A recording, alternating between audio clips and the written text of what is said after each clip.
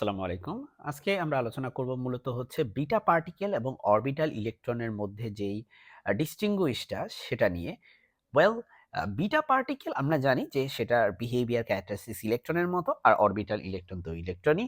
So তাদের মধ্যে অনেক সিমিলারিটিস আছে এবং তাদের মধ্যে কিছু ডিফারেন্সও আছে। তাদের মধ্যে যে সিমিলারিটিস গুলো আছে সেগুলো আমরা জানি। আমাদের আজকে আলোচনার বিষয় আসলে ডিসসিমিলারিটিস।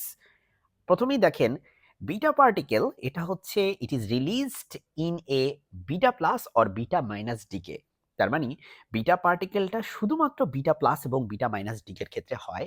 বিটা পজিটিভ বা বিটা নেগেটিভ ডিকের ক্ষেত্রে আপনারা যদি বিটা পজিটিভ বা বিটা নেগেটিভ না জানেন আসলে কি, তাহলে আমি বলবো যে আমি অলরেডি একটা প্লেলিস্ট করে রাখছি নিউক্লিয়ার ফিজিক্স 1 নামে, এবং সেই প্লেলিস্টে আপনারা beta particle, beta positive, beta negative, electron capture পুরা কনসেপ্টটা একসাথে পেয়ে যাবেন আমার সেই প্লেলিস্টের মধ্যে। এটা ন্যাশনাল ইউনিভার্সিটি ফিজিক্স ডিপার্টমেন্টের স্টুডেন্টদের জন্য আসলে।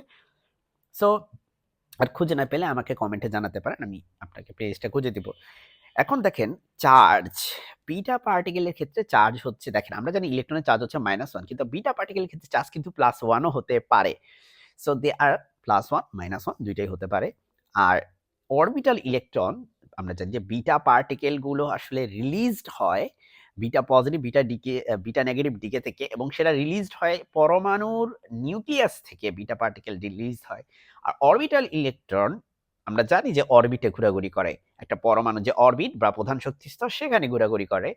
আর এরা হচ্ছে মূলত নিউক্লিয়াস থেকে নির্গত হয়। So they are different, they are quite similar but still there are some differences. So এটা খুবই শর্ট কোয়েশ্চেন আকারে আসবে পরীক্ষায় এবং এসে থাকে, এবং ভাইবা ভাইবা বোর্ডেও অনেক জিজ্ঞেস করে এই প্রশ্নটা। খুবই ফেভারিট প্রশ্ন স্যারদের। আসসালামু আলাইকুম।